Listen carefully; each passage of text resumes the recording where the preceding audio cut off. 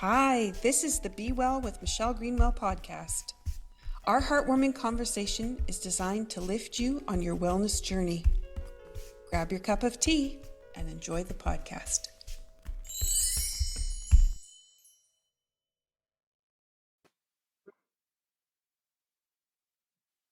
Hello, everyone, and welcome to Season 4, Episode 16. Actually, this is the 99th episode that I have produced for the Be Well with Dr. Michelle Greenwell podcast. So I'm really excited to be here and to share with you today.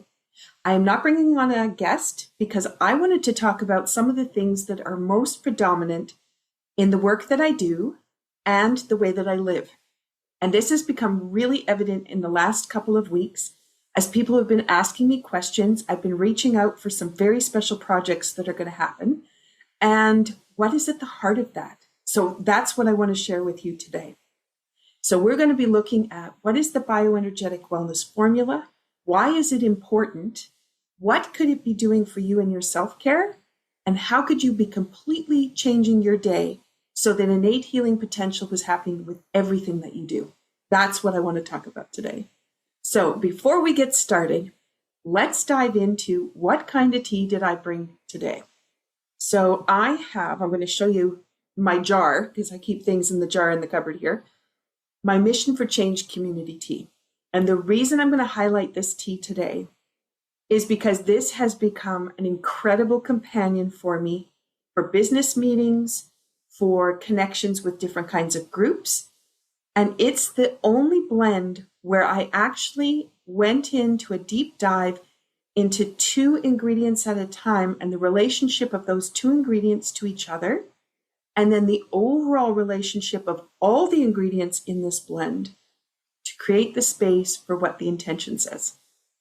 And if that's a lot of information about tea, because you're just coming on the first time that you're hearing this about tea and from me, then you're going to know I love tea, but also I really love goal setting and intention. And together, there is this incredible package that can happen. So the Mission for Change community tea is, here's the intention. In community, we are empowered for change.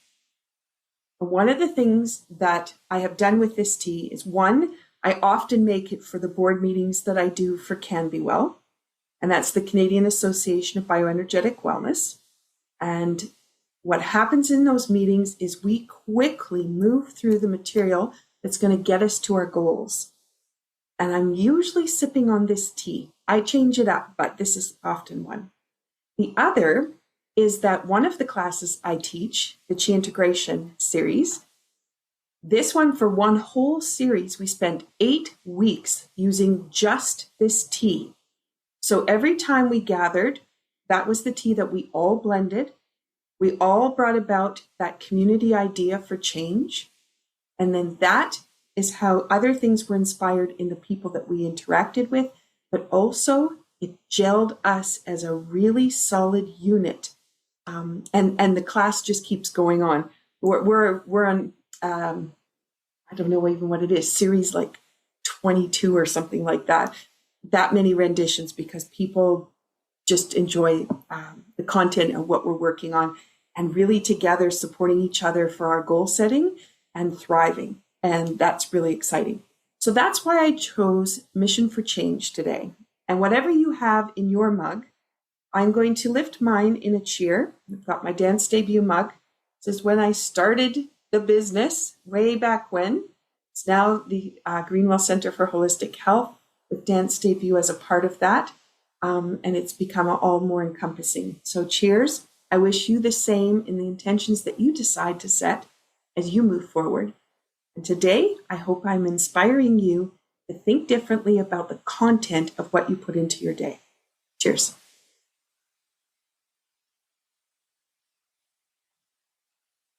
Oh, beautiful. Today was a lot of bagging of different kinds of teas. So we had black tea going on today. So it's lovely to come back to this herbal combination. And there's so many flavors. They come in like little waves into the tongue, which is amazing. Okay, so let's dive in.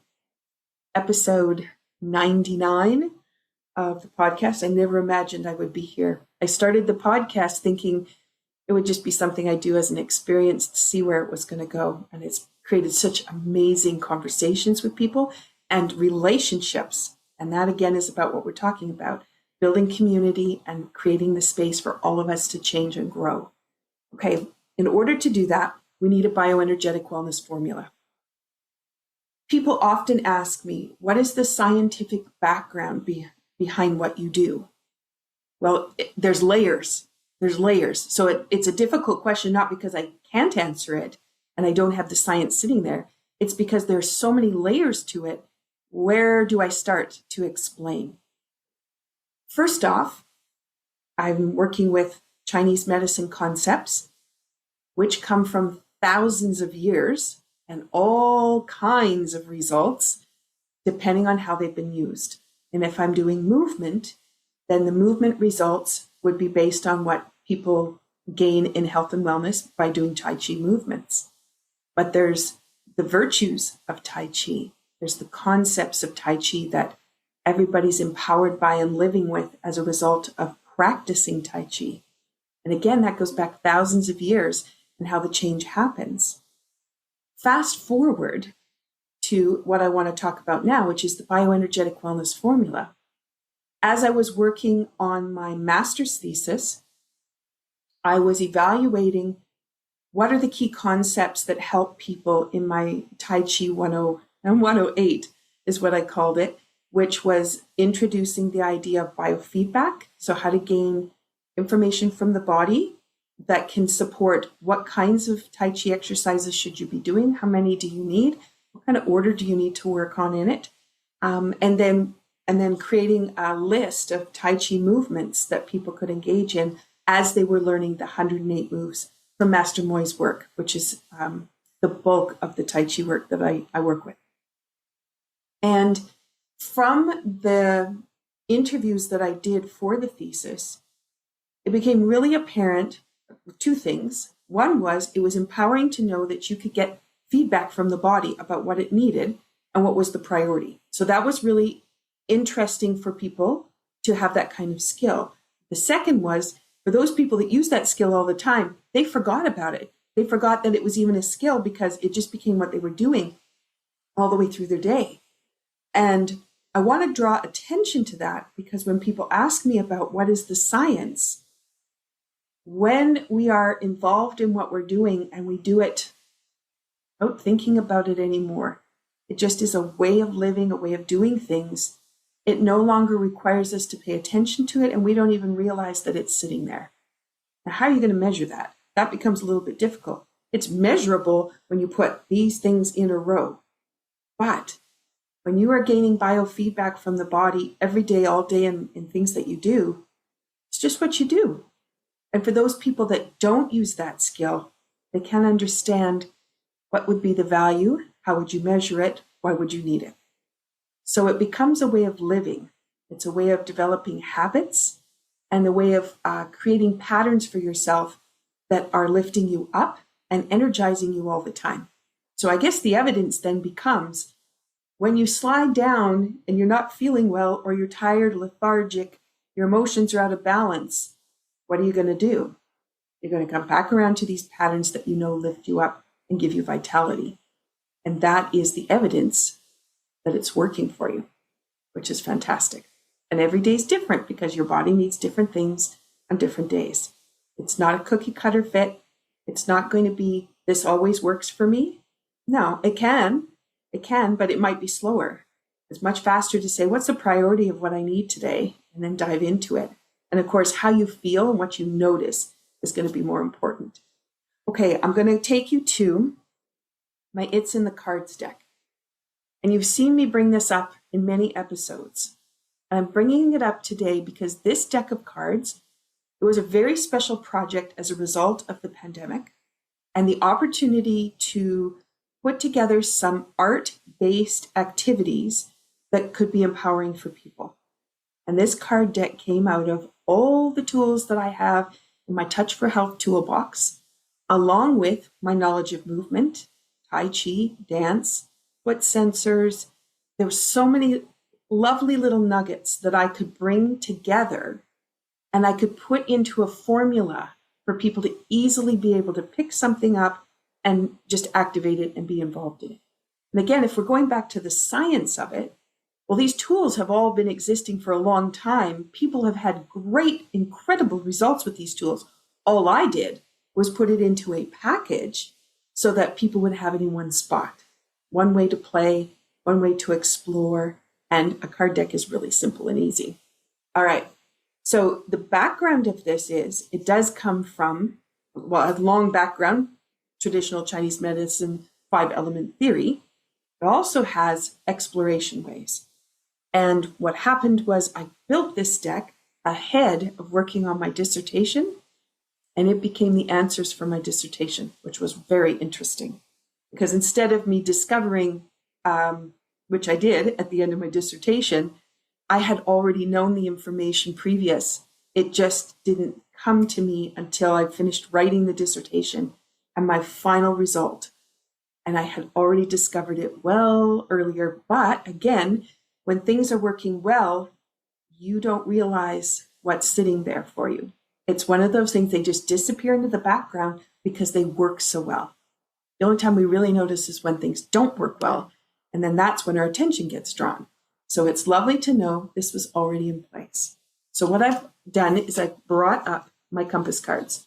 You can find all of this on my YouTube channel under the It's in the Cards playlist. You can find these cards because I talk about all the different elements in that video playlist. But what I want to talk about is the key pieces and how vital they are for the way that your day goes and how you want to function. So if I look at the first card, so now if you're listening to the podcast, I've held up the cards and you haven't been able to really notice, but you don't need to because I'm talking about it, just so you know.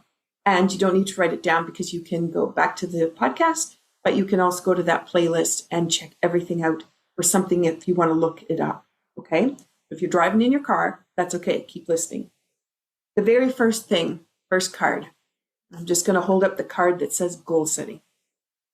What I learned in Touch for Health as we went to do balance, we call them balances. So that's bringing all the systems back into harmony with each other. That's called balancing. We would go into 14 muscles. We could check each muscle, which would be checking each system. And we could turn on any muscle that wasn't working properly. We could turn it on so it would come back into harmony with the rest of the muscles and the rest of the systems. Before we started doing anything, we needed to know where we were going. If all those muscles are working, what would you want to be doing with them? Because you could be sitting on the couch and your muscles might be very happy right where they are. When you say, hey, I want to get to the kitchen and make dinner, now the muscles go, oh, you're going to need me, me, and me. And then they all engage towards that goal.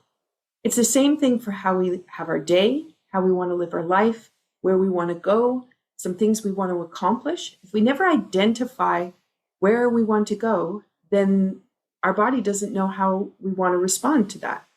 And we need to give it some cues so it has a way to go. So goal setting. So the goal setting could be as simple as I easily and joyfully learn to use my Touch for Health materials. That could be something. Or I easily and joyfully take the It's in the Cards deck and start exploring all the energy and vitality that's inside. Could be that. And with that, you have now set up the intention of where you want to go, and everything that you need to get there is going to start to be attracted to you. It's the law of attraction. You set your compass, and the law of attraction starts to pull in the pieces that you'll need to get there. Okay, so that leads us to the second part, which is intention. So the next part of our compass is, what is your intended outcome? So, okay, you want to easily and joyfully use the It's in the Cards. So you're doing that, but why? What is it you want to accomplish out of that? It could be you want more energy and vitality in your day. You could be wanting to sleep easier at night. Could be you want to connect with more people who are in the wellness industry. So when you know what that outcome is on the other side of that goal, that becomes very important again for what's going to be attracted into your day and how it's going to be engaging. So intention is slightly different than goal setting And it can also have a quality to it. With the quality, I mean, I can have a good day. I can just set up to have a good day. But I could also have a day that's very creative. I could have a day that's inspired by other people. I could have a day where I'm gathering in community with some of my neighbors and friends. So I have to think about the kind of quality and content that I want within my day that might be able to enhance my experiences. And it could be you want the five senses to just be really brought up and to be really present in your experiences that you're having. That could be part of the intention. So there's a little bit of a difference between what the goal setting is going to be and what your intentions are with that. Where do you want to be at the end result? And if you accomplish that end result, where would you go from there? That would be the way that Dr. John Thie, who was the developer of the Touch for Health system, that's the way he would have approached goal setting. Don't be happy with just, I need to get to the kitchen to make dinner. What do you want to do? You're making your dinner. What else do you want? Well, I want to set the table and have a beautiful dining room. Okay, now you've set the dining room. What else do you want? I think I'll put candles on the table. Well, maybe I'll get a bottle of wine out. Maybe I'd like to invite somebody to join me. Maybe I want to have a conversation about, and you can keep adding on and building the pieces of that until it's a really robust experience that you could have. All right, so those are two of the pieces. So now the next part of the formula that's important is the awareness. So I'm just going to hold up the awareness card.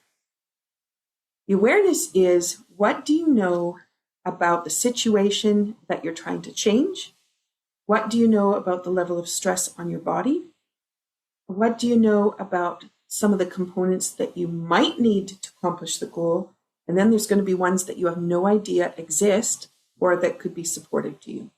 And so we don't know what those are, but we want to have an awareness of what it feels like before we start, what it feels like when we're finished, and any changes that we've made that are going to stick. That's the other thing that we're looking for. And if we're looking at what I would do in a class, because I set up all my classes the same way, I set up conversations, I set up my business meetings this way, everything is based around this formula, because then I always know I'm energetically activating to the highest good. And that is a lot better than I have a meeting to go to. I wonder what we'll discuss. I wonder what our results will be. I don't have to wonder. I know it's going to be for the highest good because I've already envisioned the direction I'd like to head and the quality that I want to have with it. So my awareness is, it could be, was what I do in my classes. What is the stress around this goal? So the awareness could be, and you've seen me do this on many episodes, as well as in other podcasts I do with people, I often use the head as a way to understand the level of stress being held in the body. And the people are referring to the polyvagal theory, then what is the tension being held in the neck that is telling you about the status of the nervous system? And so I invite people, there's different ways to do it, but today I invite you to just look straight forward and then turn your head to one side. Notice what it feels like to turn your head. Notice what the rotation feels like. And then notice how the neck feels. Okay, I'm going to go the other way. Ooh, something's sticking on that side. I have kind of a free flow going to the right, but the left side, there's in my back, there's like stuff that's like catching and not wanting to turn. So to the left doesn't have the same mobility as to the right has. So now I have an awareness that in my nervous system, it is not balanced. Right and left are not balanced. But I also have structurally, it's not really balanced. And then the quality is definitely not balanced. The other thing that I can realize from this is I'm also not integrated. I'm not integrated because when I turned my head, what I felt was a head turn, an isolated movement. And that's most often through physiotherapy, orthopedic kinds of work. They're looking for that rotation of what does that muscle do. But I'm not working from that perspective. I'm working from a whole body perspective. And I want to know, how is my brain and body integrated so that I'm using whole body approaches for for everything that I'm doing. Now, what is the scientific background of all that? It's not a background that you'd have to measure that way. It's an understanding of how things function. And it's an understanding of what it feels like when things integrate and when they don't integrate. And that's how you experience things. Okay, so here's what we're going to do. I want you to think integration, and I want you to turn your head. And as you turn your head to the side, notice what happens for the range of motion. And you may notice the cracks and groans in your neck might have changed too. I'm just going to go the other way. Okay, what I noticed was I had an increased range of motion on both sides. The cracks and groans to the left kind of disappeared. And my belly engaged to help me make the rotation. And I could feel all the way up my spine, everything turning to be engaged with it. Now, I didn't have that on the first go round. So my awareness was in isolated movements. I was not integrated. You may have felt the same. And when I suggested to you, see what happens in the integration, the body went, we need more than just that isolation. And the rest of the body came on board. Now, what's really interesting about that is when we're integrated and the brain and the body are communicating to each other, they function so much better. You can have greater hand-eye coordination. You can have more strength in a movement. You can increase your flexibility. You can really change outcomes because things are coordinated. And for those people that maybe reach down to grab a box and then they put the back out and they can't figure out why, all they did was reach down. That why could be because there was not integration happening. So when you reached down, it was your arms that reached, the shoulder muscles engaged, but the back did not, the legs did not. They weren't aware that they needed to be a part of the story. And all of a sudden the back gave out because it just didn't have the support it needed when you lifted the box. Integration brings that whole body movement in, gives you this opportunity for everything to work together in wholeness. All right. So that's one kind of awareness. There are many kinds of awareness that I love to play with.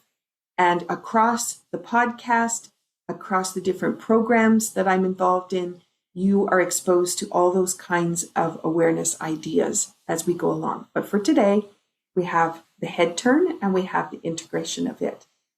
So now that we have that in place, we've set our compass, we know where we're going, we've checked in with our awareness, how is it functioning? At the start, it wasn't very integrated. By thinking about it, I could make it integrated. But what I want is whole body movement. It doesn't require me thinking about it. I want to be able to just dive in and know that everything is going to be there for me. So I'm going to have the best experience possible. So now what we need to do is move ourselves over to the next card, which is creating a sense of community. Now you may wonder, what does that have to do with accomplishing a goal? Our innate healing potential is engaged. This is science that comes out of 1930s, 1940s. That when a healer engaged for the intention of healing, working with another person, the enzymes of both the person they're engaging with as well as themselves, enzymes immediately went into action to bring harmony to the systems. And it didn't go certain enzymes engaged, and it was always the same ones in a row. It didn't. What it went to was, what did the body need? Those enzymes were activated. So again, from a science perspective, you might be trying to measure, does this enzyme function? Does this enzyme function? It might not have been required. So you might be measuring something and saying, no, it didn't engage. But if it wasn't required, then it's not a priority. And that's the place that I come from. What is the priority? What is it the body needs first? But the ability to engage in a community means we can get the innate healing potential activated by just the intention of meeting with another person, the idea of healing. I love this because every single interaction you have in a day, you can set up with the intention that it's always going to be for the highest good of healing. Now, if you think about your day, you probably don't think in those terms. You're probably thinking, I need to go to the store. I need to pick up these things. I need to stop at the post office. I need to get to the bank. You have all those daily activities. You're not thinking about how a sense of community is going to get the enzymes going so you can heal while you're on your journey for that. But if I go to the post office and I go in and I see the lovely person that helps me out every week with incredible support to make sure my packages are done correctly and that I've done all the things on it that are needed, and that exchange together, it's such a delight to go to the post office and have that conversation. And if I think about going to the bank, and yes, I might be at the ATM machine, I don't have much interaction, but I certainly can turn around and smile to the person who's next in line and say, have a great day, thanks for waiting. And that person will smile back, and right there is our interaction, building a sense of community for innate healing potential to be activated. That's all you need. Okay, so we have this piece, how you create community. It can be one interaction, it can be a group of people that you come together with, and you know that when I'm having a meeting for whatever project I'm working on and however many people are involved, I have already set the stage to make sure all my interactions have that same healing capacity. And how do I usually activate it? A cup of tea. I know what the intention is on the package. I know what the herbs are that are included. I know, especially on this blend, I know how the interaction of the herbs work with each other. And I know overall how they work together to create the package that this tea creates. So I have a way to activate instantly.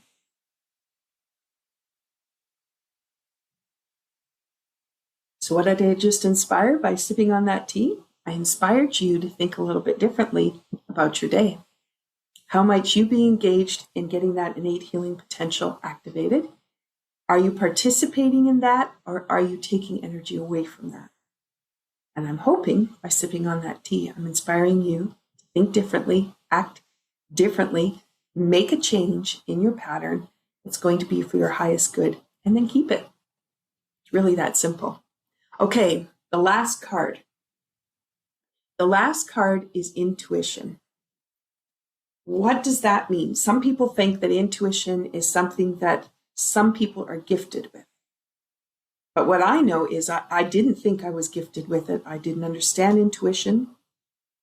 But what I've discovered over time is the more that I'm in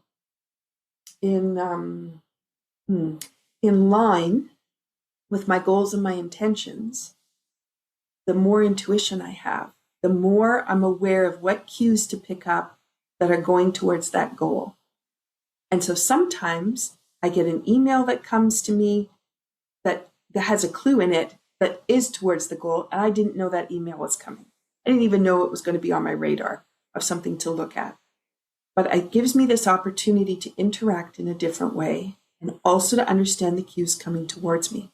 Sometimes it's new ideas. I wouldn't have known they were going to be valuable ideas, except that I've already set my compass. And now my compass is feeding me information, and then I can start to pick up on things. I pick up really, really quickly. I also find that my friends who also work in this similar fashion, they can be really quick with theirs. So when two of us get going with intuitive hits, you can have a lot happen in a short period of time. And that becomes really exciting. That's my great day when I can go, oh, I never imagined that I would be able to take this goal to this level or in this way or with the ideas or content that's come to it. And that is just so super exciting. All right. So that's a little bit about the BioEnergetic Wellness Formula. People ask me a lot of times, how do I have enough energy for all the things that I'm doing? That's how.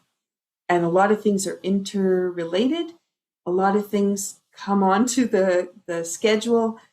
Sometimes it's like, I don't think I can handle all the things coming, but then I just let go of it, knowing what my ultimate goal is and knowing that if it's important and it's a priority, it's just going to happen. The right things will be coming in place as they need to be. All right. So if you're listening to previous podcasts, the first year I wasn't using that formula so much.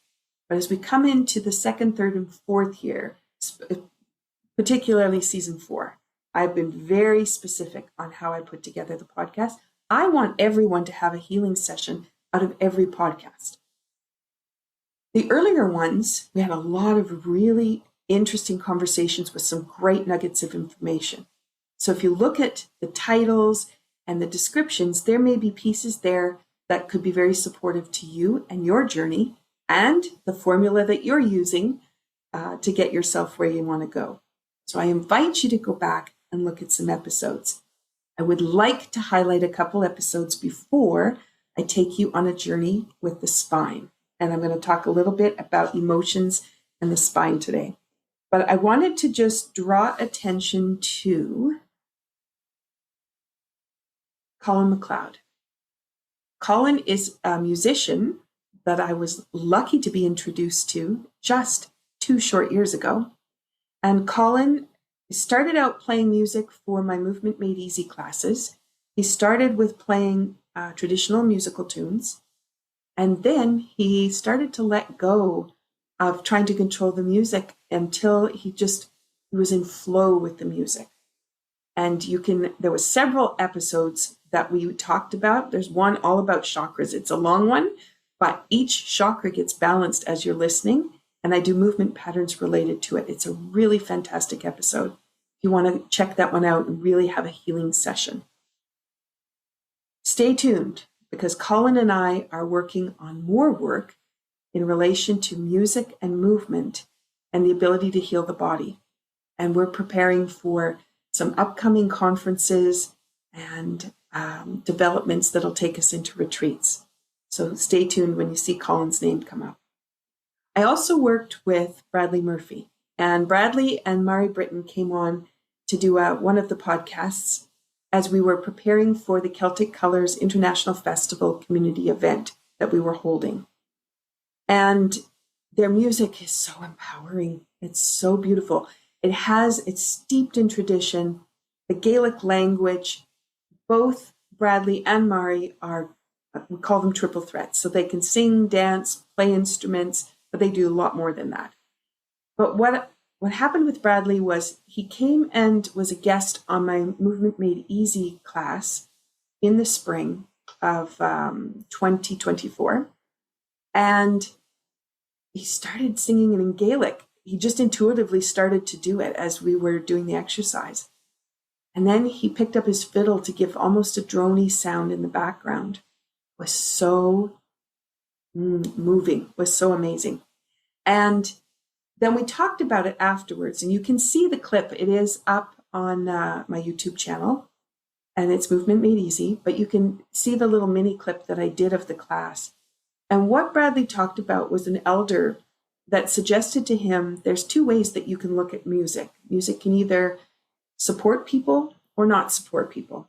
And you have to be the one who decides how your music is going to influence others. And that influence for Bradley is that he intends to heal. And when you hear him sing a song, play a song, compose, it's incredible, because he's decided already, he knows where this music's going to take him. The other thing is, we had a conversation about the order that music is played, and you can set up your playlists in a 5-element wheel. So there's our Chinese medicine again. That 5-element wheel can be a nurturing cycle, or it can be in a cycle for changing patterns and habits. So depending on the audience that Bradley is going to be entertaining for, he has a choice. Does he want to nurture his audience, or does he want to support them in making a change, have a different viewpoint? And this creates a completely different way for playlists to go together, concerts to be developed. And in our case, we've been exploring the interaction between art and music, and how art influences the way you may play a song. And different art means one particular song or tune can be played completely different because of the artwork that it's present with. So that was one of the pieces that I wanted to draw to your attention. Clancy Cox was on twice. I adore Clancy. And her vocals, she was so powerful with both her message and the ability to help you move through a lot of things with her voice. And so I would recommend to you that you take a look at the 2 interviews I did with Clancy. I opened the podcast, the very first episode. I had a little tiny microphone, and Mary Janet McDonald and I sat at the kitchen table with this microphone between us. It was up on a little stand, and we had our very first podcast episode. Well, I wanted to report to you, in case you have followed Mary Janet's Tunes and Wooden Spoons episodes. Maybe you did, maybe you didn't.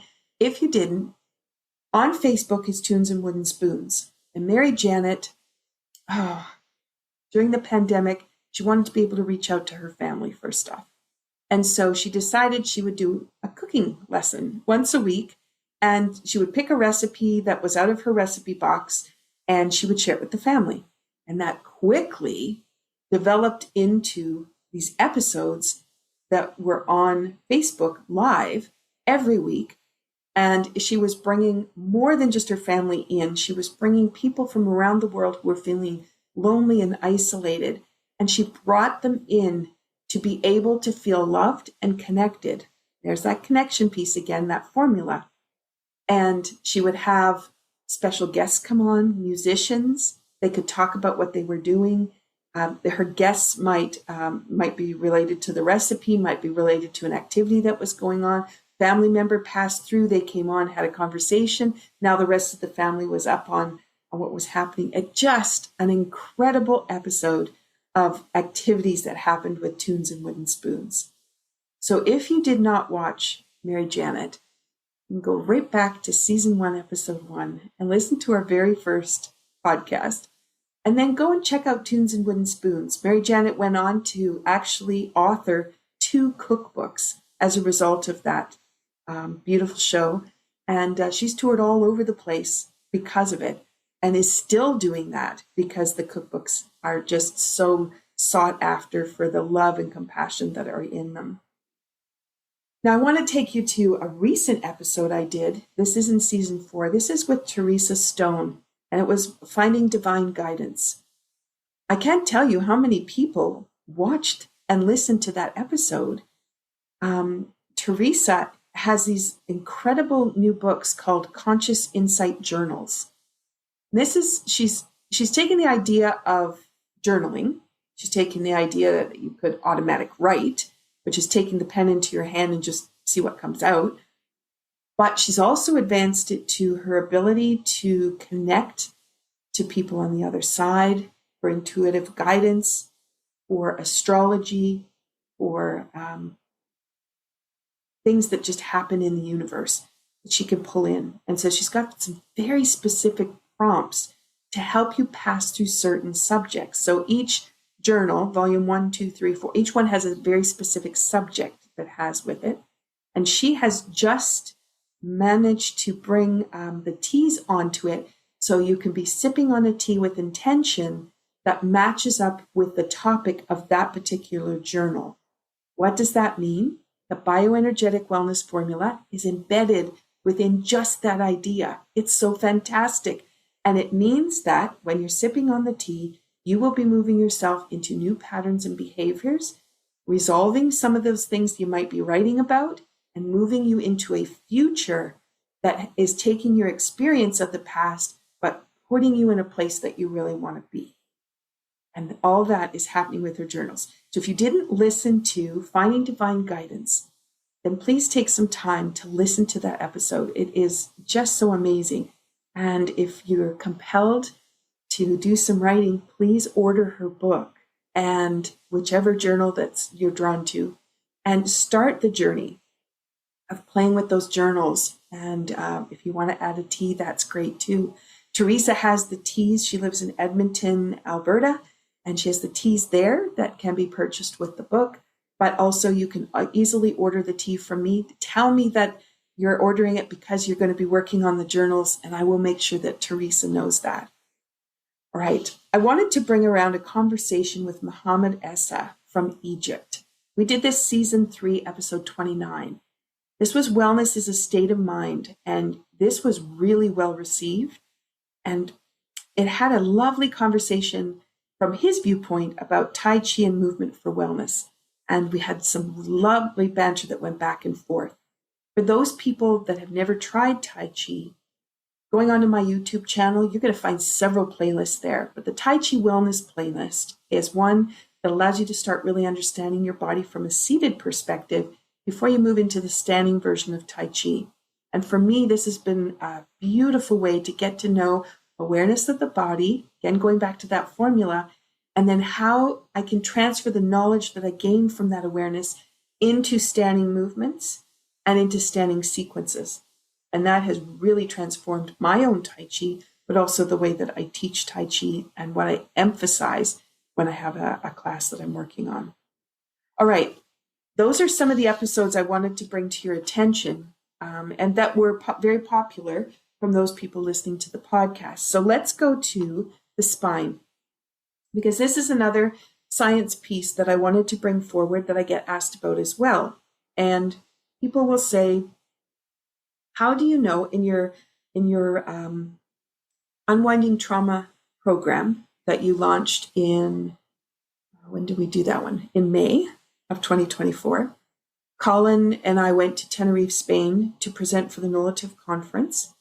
And we presented a full package of ways that you can move yourself out of your trauma situation through the stages of the trauma into the place where you're starting to really come up with new ideas, move forward from your experience and your knowledge.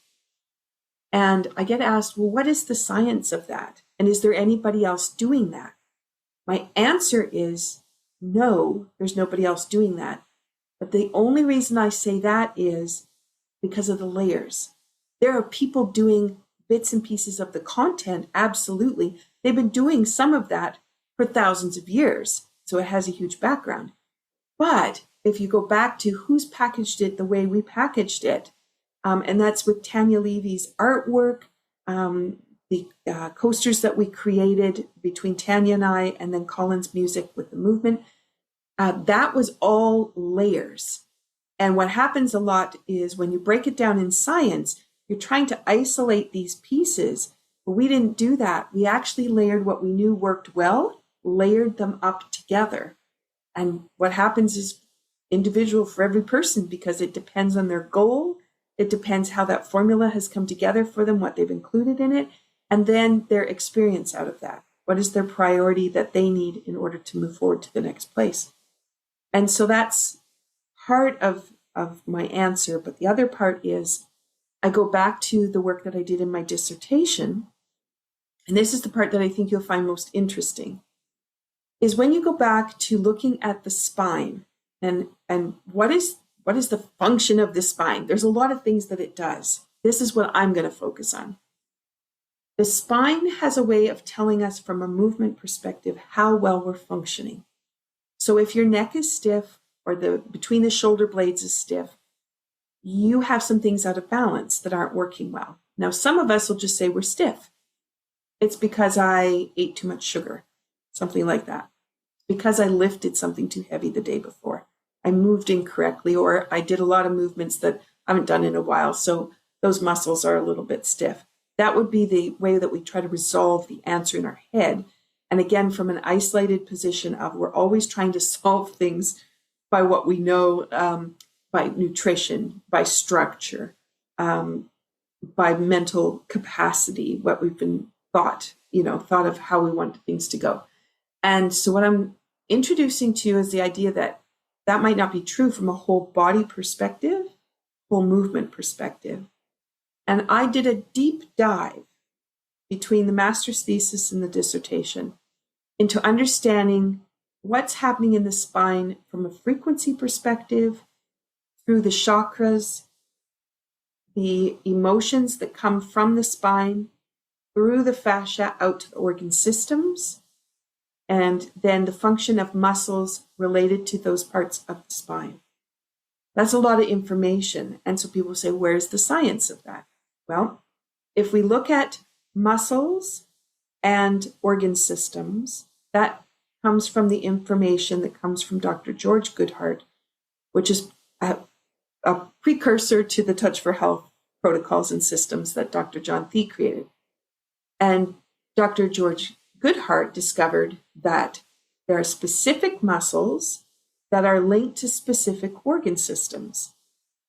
And those organ systems are related to certain emotions. And those links are what we're able to harmonize and balance in a Touch for Health balance, in Tai Chi movements, in a Tai Chi set. We actually can harmonize and balance all of that as well. You could do it with music. You could do it with art. You could do it with color. There's a lot of ways that you can get there. And all of those can be shown by either the muscle works or it doesn't work. Okay, so that's the science piece of it. It either works or it doesn't work. But we have lots of ways of getting there. I wanted to know if the spine isn't functioning correctly, what emotions might be hampered because of that lack of mobility. And that's where I spent my time. So I did a deep dive into the frequency of each vertebra because it's a different shape. And if it's compressed, so one vertebra sits on top of the other one and is squishing on the space in between, which we have your discs in there, then you're not going to have frequency at its highest level. You're going to have a squish, okay? And what happens in Tai Chi, after we've been doing movement for a little while, the spine starts to lift, separate, open until all those vertebrae have space. And when they have space, each of those bones is going to be vibrating as it needs to in its true tone. Now the space becomes informative because you have the frequency above it and the frequency below it. And the information in that space is a harmonizing frequency.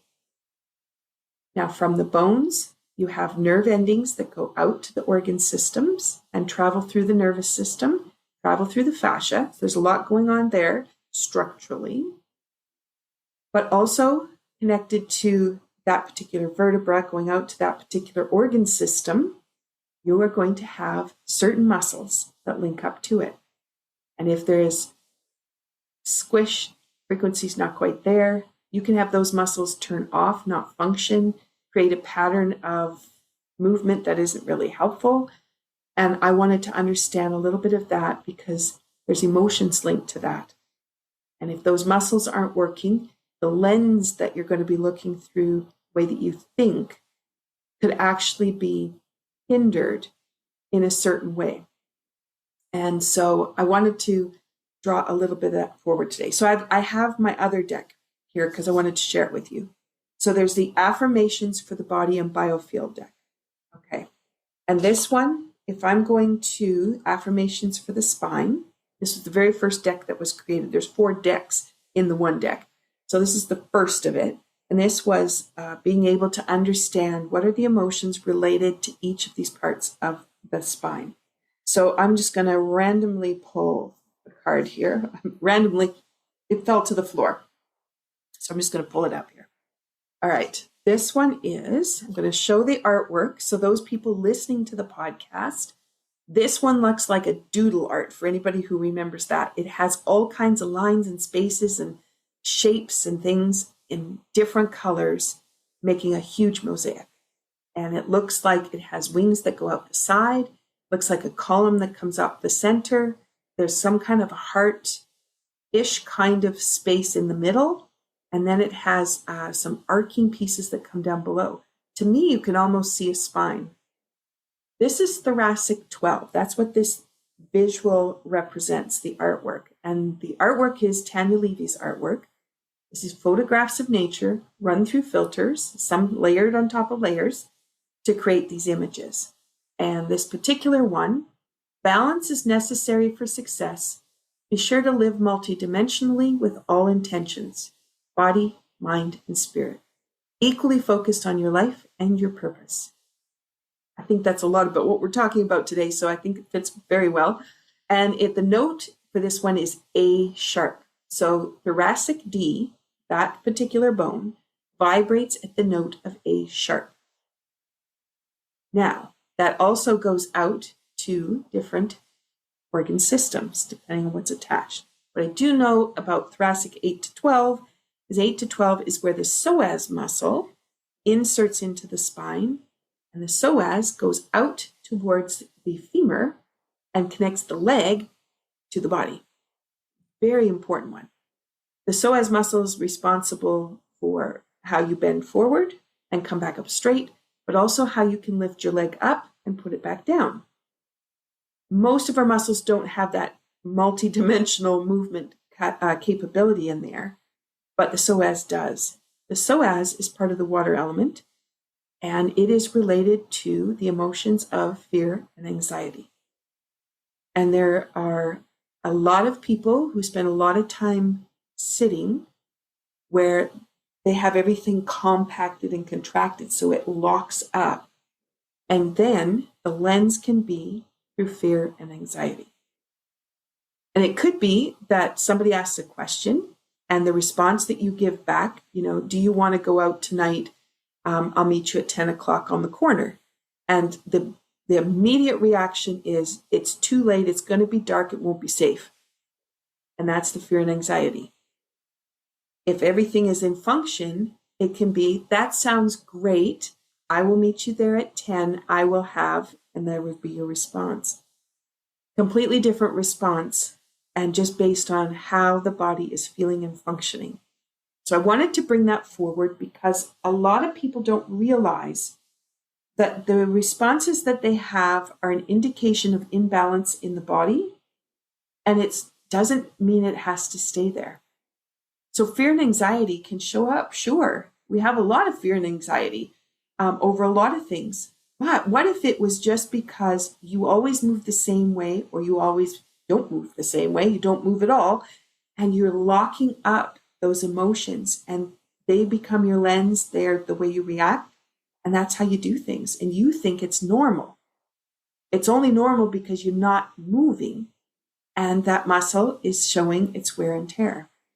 And what happens if you change your patterns? You start moving a little bit more, moving that particular muscle in different ways. And all of a sudden, your personality changes, the way you're thinking changes, the way you respond to things changes. It's really incredible to know it could be that simple. And sometimes we're looking just for fixes that are so much more in depth. But that takes us back to our whole body movement. Okay, so I want you to think about the way in which you're engaging in things, the way that you might be responding. Always respond with a no, always respond with a yes, overwhelm yourself. That the monkey thoughts that continue to rise up and kind of hold you. How much movement have you been doing prior to those thoughts or opportunities coming your way? And is that a similar pattern that you have day after day, that it is a locked-in behavior that you could change? And if you think about your goals and intentions and setting that compass, if your intention was to release fear and anxiety from your day, then perhaps your answer, you're thinking, I need to consciously let it go and just shift it. And the body says, I want to move more. And all of a sudden you've signed up for a class down at the gym, or you went into a sport, or you signed up for a dance class. And you're like, I don't know why I did this. This is crazy. You did it because your goal and your intention at that other end is saying, I need to move more. And you responded by making a choice towards that action. The best part then is your follow through. If you made those kinds of changes, don't go back to the old patterns. It would be easy to do that. But then go, okay, I made that change. So what would happen if I continue along that trajectory and I continue with the class? I start going out with that group. I start playing more games. I start moving my body more in other activities. Now what's going to happen? Where will I be? What kinds of discoveries will I have? Okay. So as you're thinking about that, I'm just going to lock that in with my cup of tea again. Oh, lovely. Okay. So now let me bring you to a couple more episodes I wanted to draw attention to, because I really do want you to gain the value out of adding these podcasts to your day. places where you're listening or have the potential to listen. What might you be able to bring in that I've already had a conversation about, and what is coming up in the rest of the season? All right. So let's go to Opening Your Presence with Greta Mueller. Now, Greta is an author who, she had an incredible book that we talked about. And she talked about how you show up in the world and where your confidence and your intention gets you. This might be a great prelude to you want to do more goal setting and intention empowerment, but you're not quite sure how to get there, but you'd like to listen to some other things. Maybe Greta has that conversation sitting right there for you. So you've got some great insights from her on how to move forward. And I want to also bring in Illuminating Your Heart, Season 2, Episode 11 with Mylan Elka. And Mylan introduced me to Colin McLeod. So number one, the power that she had to realize the two of us needed to have a conversation together and to move both of our businesses forward and our ideas and creativity. Her episode was Illuminating the Heart. It was such a big episode, the power in it. I was moved, changed things, dropped some things, added some things after talking to her. And I had no idea any of that was going to be a result of that conversation. That's how powerful she was. So if you want to go back to her episode, please do, because it was really, really powerful. And I think you could gain a lot from it. I had The Science of Intention with Dr. Nisha Manek in Season 2. She was full of the scientific rigors, the results and the outcomes. So if you're looking for some of the backgrounds to some of the things I've talked about, she is your person. And when you know that intention has proven the change, the way that you live, why would you choose to ignore intention and maybe even not consider its significance? So I'm just going to put that to you because the science of intention is so incredibly powerful. And I know it by the way that this formula has been working for me. Okay, let's go to Season 2, Episode 5. This is Intuition and Light Love with Lori Hobbs. Now, the interesting thing about this one, this was a well viewed and listened to podcast again. The idea of light language. So if you've never heard of that term, you want to listen. Just hear, because Lori knew nothing about light language and she fell into it and discovered it for herself with no knowledge of what it was. And I find that fascinating because it wasn't like she went looking for it and then said, hey, this is how it works, I'm going to do this. She actually didn't know any of that and had to figure it out. But it was very empowering for her to know that she needed to do it. And she is a psychotherapist. She has excellent clinical practice that she has. And she's also been really active with ASAP, so the Association for Counseling and Energy Psychology. So that is a wonderful episode that you may want to listen to. Now, Season 2, Episode 2, I had a conversation with Mariah Jane Thies. She is known as the Radiant Dancer Guru, and she's changing the way people are looking at dance. That's one of the reasons I started to get into the healing work, was I knew that dance needed to be different because too many people were coming out with injuries they didn't need to have. I'm one of them. And in many ways, I have different kinds of injuries from that, and I'm dealing with the repercussions of that every day. But she has begun this incredible programming for dance educators. She's looking at studio owners, dance educators, and students so that they can be empowered. And this conversation, she talks about how Brain Gym and understanding the concepts from Brain Gym really helped her to look at dance differently and how dance training is handled. I will be adding Mariah Jane in a couple of weeks for Season 4 because she has made such incredible strides in the dance world. I want people to know about her message and the changes she's making. So stay tuned for that. But if you haven't listened to the first episode, go back and listen to it so it's kind of fresh in your mind. I want to draw attention to season 1, episode 8. So way back at the beginning, I asked my mentor, Greg Webb, if we could have a conversation. And Greg had such an incredible way of describing things and giving examples that brought it right down to just your like everyday, easy kitchen sink kind of thing. And it was lovely to have that conversation. We called it the Power Within the Touch for Health system. And because it's a background in all that I do, it just changed my life to learn Touch for Health. I'm so grateful that I was able to find Greg, and mentor with him, study with him as long as I could before I moved across the country, and then work as a colleague with him after that. We lost Greg in June of 2023, and we are trying to still bring forward all of the incredible knowledge that he unveiled for people, but he also inspired for people. And he really did inspire in a lot of ways from the background with us without us even knowing. And his views on Touch for Health, I think you would find very valuable if that's an area of interest for you and understanding why this system is so valuable to me.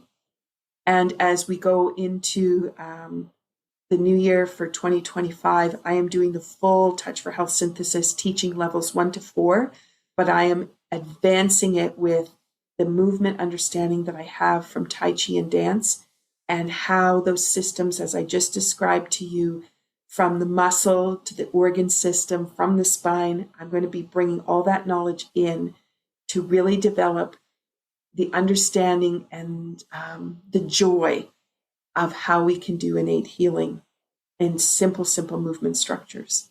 So that might be something for you to listen to. Okay, that gets us to the end of the 99th episode. Thank you so much for listening to this point. I want to share a couple more things with you.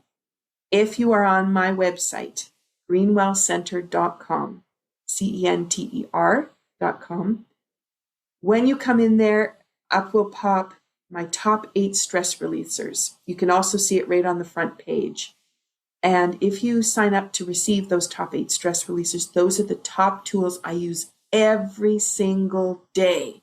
So if you do not have that PDF, make sure you get it, because it will empower you. You can tape it to like the bathroom mirror and then just choose one tool, play with it all week long, and the next week choose another tool and play with it. Make them really reflective within your life, so that whatever situation comes up, you instantly know what tool you could use to bring life back into balance. So I invite you to really get in touch with that. And the last here is the BioEnergetic Wellness Formula. You've now heard of the background of all of that, and please invite it into your self-care plan. You have the potential every day to be your absolute best. And instead of looking for that diagnosis, the symptoms, keeping track of all the things that don't work right, shift it around. Look at all the things that are going right and find all the ways that you can move forward, and you can move forward with joy and ease, but also with energy and vitality. And if some of what I've said today really resonates with you, It's in the Cards decks are available in my shop, as well as the Affirmations for the Body and Biofield deck and the book. And I would love for you to start playing with these tools and really seeing how these card decks, they're a lot of fun, but they're also very powerful. They're educational, and you can have good conversations with other people around a cup of tea while you explore these card decks. And I would love for you to do that. All right. Thank you so much for listening. Thank you for continuing to put this podcast on the top of your to-do list and sharing it with others. And please invite people to come to my YouTube channel at Michelle Greenwell. I would love for them to get the latest updates when I've released another video, because there's so much resource in that YouTube channel. I would love for people to be using it so much more. Have a wonderful day. Thanks for listening, and stay tuned for episode 100. Thank you for listening to Be Well with Dr. Michelle Greenwell. There are a couple of resources I want to just point out. When you go to the website, greenwellcenter.com, you'll have a pop-up window. That pop-up gives you the top 8 easy stress releasers that you can use every day. That's something you can put beside your computer, the bathroom mirror, beside the bedside table. A great resource. Also, my YouTube channel. It is full of playlists with all kinds of different ways that you can activate energy and bring vitality into your day. You can find that when you go to YouTube at Michelle Greenwell. And last, if you're a Linktree person, Linktree, linktr.ee/Greenwell Center. That has all my resources in one spot. Those are for intricate little things that you can't get everywhere. And it's a wonderful way for me to be able to share all the different aspects of the kind of work I do. So thank you for listening. Be sure to drink that tea. And if you want to have the tea blend that was shared in the podcast today, then be sure to check out capebretontea.ca. Have a wonderful day.